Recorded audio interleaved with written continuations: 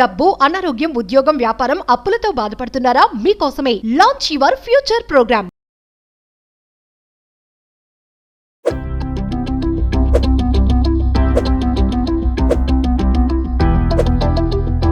నమస్తే, welcome back to Suman TV. Present మనతో పాటు ఉన్నారు IAS retired Telangana vice chancellor triple Basara, commissioner education Adilabad collector doctor A Ashok garu. నమస్తే సార్. నమస్తే సార్, ఆర్టిఫిషియల్ ఇంటెలిజెన్స్ మనం చూస్తున్నాము, మరి ఇప్పటికే చాలా మంది దాని మీద ఆధారపడుతున్నారు. ఈరోజు నా క్వశ్చన్ ఏంటంటే, కృత్రిమ మేధస్సుతో మన యొక్క మెదడుకి సామర్థ్యాన్ని తగ్గించేస్తున్నాము, అంటే అన్ని ఫాస్ట్గా అయిపోవాలని చెప్పేసి ఎక్కువ దానిపైన ఆధారపడుతున్నాము అని అంటే ఏం చెప్తారు? మీరు అన్నది చాలా నిజం. ఆర్టిఫిషియల్ ఇంటెలిజెన్స్ కృత్రిమ మేధస్సు అని కూడా అంటారు. ఎందుకంటే న్యాచురల్ సహజమైన మేధస్సు కలిగి ఉన్నది మానవుడు. అయితే ఆ మానవుడి మేధస్సును పోలే విధంగా ట్రైనింగ్ ఇచ్చి దాన్ని ఏఐగా మారుస్తున్నారు టెక్నాలజీతో. అది ఏఐలో కృత్రిమ మేధస్సు ఏదైతే ఉందో, ఇది రోజు మన దైనందిన జీవితంలో ప్రతిరోజు ఉదయం నుంచి రాత్రి వరకు మనం పడుకునే వరకు అన్ని కార్యక్రమాలలో మనకు దోహదం చేస్తూ ఉంటుంది. సిరి, అలెక్సా, గూగుల్ మ్యాప్, తర్వాత ఇంకా ఎలాంటి ఆటోమేటెడ్ టెస్లా కారు, ఇలాంటి అన్నీ కూడా చూసుకుంటే ఏఐ ద్వారానే మనం చేస్తున్నాం. అయితే ఇప్పుడు మన దైనందిన జీవితంలో మనం చూస్తుంది ఏంటంటే, సెల్ ఫోన్ పొద్దున్న లేచి మనం ఆన్ చేసి చూస్తే అందులో మీరు ఒక గార్మెంట్స్ కొనాలనుకుంటే, లేకపోతే పండుగ వచ్చిందని ఏదన్నా ఐటమ్ కొనాలనుకుంటే 100 ఐటమ్స్ వస్తాయి వరుసగా అడ్వర్టైజ్మెంట్లు.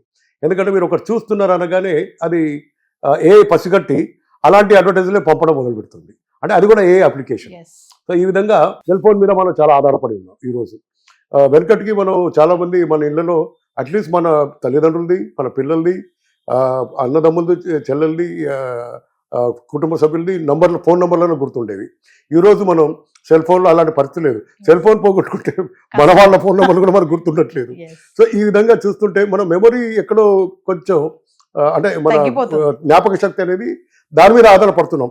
సెల్ ఫోన్ ఉంది కదా అనే ఉద్దేశంతో మనం దాన్ని గుర్తుపెట్టుకోవట్లేదు ఆ నంబర్లు. సో ఈ విధంగా ఉన్నప్పుడు ఇదే ఉదాహరణ మనం తీసుకుంటే కనుక ఏఐలో కూడా సరిగ్గా జరుగుతుంది. ఏఐలో కూడా జరుగుతుంది ఏంటంటే, కృత్రిమ మేధస్సు అనేది రాను అన్ని రంగాలలో దాన్ని అందుబాటులో వచ్చి దాని టెక్నాలజీ విస్తృతంగా వాడడం వల్ల మన జీవితం కంఫర్టబుల్ అయింది, ఈజీ అయింది, అండ్ ఆల్సో సులువైంది. ఇంకా తర్వాత మన ఉత్పాదక శక్తి పెరిగింది.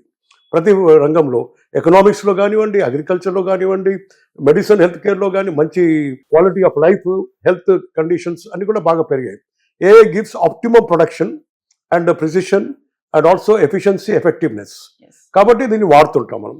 అయితే ఇక్కడ జరుగుతుంది ఏంటంటే, MIT స్టడీస్ కూడా చెప్పింది ఏంటంటే, వాళ్ళు కొన్ని పరిశోధనలు చేశారు.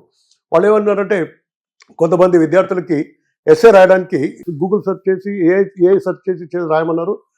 కొంతమందిని మీరు ఒరిజినల్గా మీ జ్ఞాపక శక్తితోనే మీ విచక్షణ జ్ఞానంతో మీరు రాయమని ఇచ్చారు. కొన్ని కంట్రోల్ 2 గ్రూప్స్. ఎవరైతే ఏఐ వాడారో వారు కొంచెం బద్దకించినట్టు, మోటివేషన్ కూడా తగ్గినట్టు, తర్వాత వారికి థింకింగ్ అనేది ఏదైతే ఆలోచన శక్తి ఉందో అది తగ్గినట్టుగా గుర్తించారు. ఈ విధంగా మీరు అన్ని రకాల్లో కూడా చూసుకుంటే దేర్ ఇస్ ఇంక్రీజ్ డిపెండెన్స్. ఈరోజు మన non human intelligence is more than human intelligence. అంటే బయలాజికల్ ఇంటెలిజెన్స్ కంటే మషిన్ ఇంటెలిజెన్స్ పెరిగిపోయింది. మషిన్ ఇంటెలిజెన్స్ అంటే ఏఐ.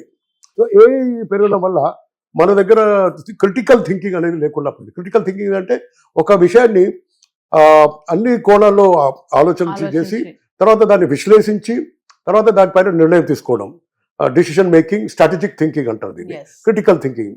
ఇవన్నీ కూడా ఈ రోజుల్లో మనం లోపిస్తున్నాయి మనుషుల్లో. ఎందుకంటే మనం ఎక్కువగా ఏఐ మీద ఆధారపడుతున్నాం. ఇది కొంచెం మ్యాటర్ ఆఫ్ కన్సర్న్, చాలా కొంచెం ఆందోళనకరమైన పరిస్థితిలో ఉన్నాం.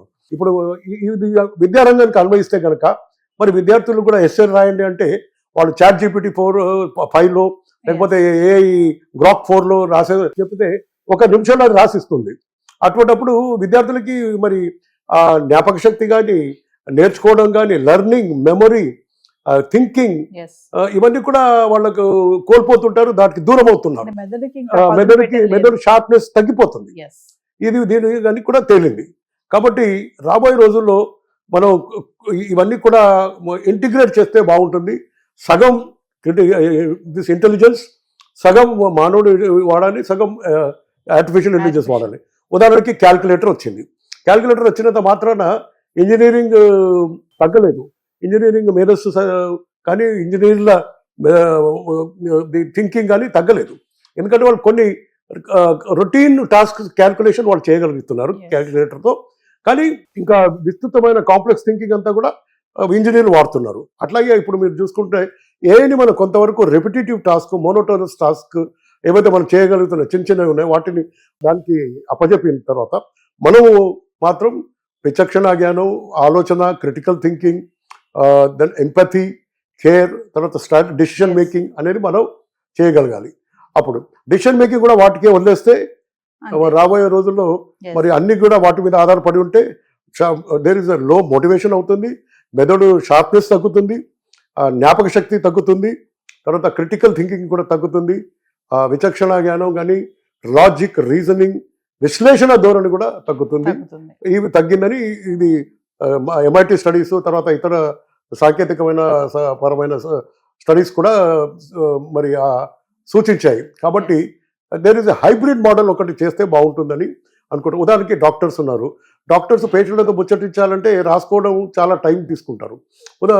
దాని బదులుగా ఇవన్నీ కూడా ఆటోమేటిక్గా రికార్డ్ అయిపోతే వాళ్ళు అందులోంచి ఫ్రీ అయిపోయి పేషెంట్కి ఎలాంటి మందు ఇవ్వాలి, డయాగ్నోస్ ఎలా చేయాలి, ఎలా ట్రీట్మెంట్ ఇవ్వాలని అంటారు. అంటే ఈ రొటీన్ టాస్క్ని ఏఐకి అప్పచెప్పేసి strategic thinking, decision making and critical thinking ఇవన్నీ కూడా మనం చేపడితే కనుక ఈ రెండు కలిపితే హైబ్రిడ్ మోడల్ వస్తే బాగుంటుంది అని అన్నారు. సో మీ ప్రశ్నకు సూటిగా సమాధానం చెప్పాలంటే అవును, పరిస్థితి చాలా ఆందోళనకరంగా ఉంది. పిల్లల నుంచి మొదలుకొని పెద్దలు అందరూ కూడా ఏఐ విస్తృతంగా వాడేస్తున్నారు. There is increase dependence of the human intelligence on the artificial intelligence. అంటే చిన్న చిన్న పనులకు కూడా ఏఐ చేసేస్తున్నారు. దీనివల్ల ఏమవుతుందంటే వారు తమ మెమొరీని కోల్పోతున్నారు, అటెన్షన్ని కోల్పోతున్నారు, ఎక్స్పీరియన్స్ని కోల్పోతున్నారు, తర్వాత ఈ critical thinking, strategic thinking, decision making అన్ని కూడా కోల్పోతున్నారు, విచక్షణ జ్ఞానం కూడా కోల్పోతున్నారు. సో దీనివల్ల మనకు మానవాళిలో ఈ ఒరిజినల్ క్రియేటివిటీ అంటారు చూడండి, సృజనాత్మకమైన ఏదైతే లక్షణాలు ఉండాలో ఒక సమాజాన్ని నిర్మించాలంటే creativity is more important. Arts, fine arts, creativity, strategic thinking and critical thinking is more important. వాటిని మనం మనిషి కంటిన్యూగా దాన్ని కొనసాగించాలంటే హైబ్రిడ్ మోడల్గా వాడితే బాగుంటుందని పరిశోధనలు రికమెండ్ చేశాయి. కాబట్టి రెపిటేటివ్ టాస్క్స్ వాటికి చేసి దైనందిన జీవితంలో, కానీ మిగతా మనం కీలకమైన మానవుడు చేసే అభ్యర్థులు intelligent thinking, intelligence, critical thinking, strategic decision making and memory, జ్ఞాపక శక్తి ఇవన్నీ కూడా మనం వాడుతూ డిసిషన్ మేకింగ్ చేస్తే ఒకవేళ నిర్ణయాలు తీసుకుంటే కనుక అప్పుడు మనకు ఉంటుంది. జాపనీస్లో కూడా ఒక సర్వే తేలింది, ఓల్డ్ పీపుల్ ఎవరైతే ఒరిజినల్ థింకింగ్ చేస్తున్నారో వాళ్ళ మెమరీ ఇంటాక్ట్ ఉంది, ఎవరైతే ఏ వాడుతున్నారో వాళ్ళ మెదడు షార్ప్నెస్ తగ్గింది, కొన్నిసార్లు జ్ఞాపక శక్తి కూడా పోయింది వాళ్ళకు, సో మెమరీ కూడా పోయింది. అయితే if you don't use it you lose it అన్నట్టుగా అయిపోయింది. బ్రెయిన్కు పదాలు పట్టడం దాన్ని కాగ్నిటివ్ డిక్లైన్ అంటారు, అండ్ దీన్ని కాగ్నిటివ్ డ్రాప్ అంటారు. ఈ కాగ్నిటివ్ డ్రాప్ అనేది ప్రివెంట్ చేయడానికి మరి మనం ఎప్పటికప్పుడు పజిల్స్, సుడోకు, రీడింగ్, ఎస్సేస్, చర్చలు, ఇంటరాక్టివ్గా హ్యూమన్ ఇంటరాక్షన్స్ కనుక కొనసాగిస్తే మనం మెదడు షార్ప్గా ఉండే అవకాశం. Thank you sir.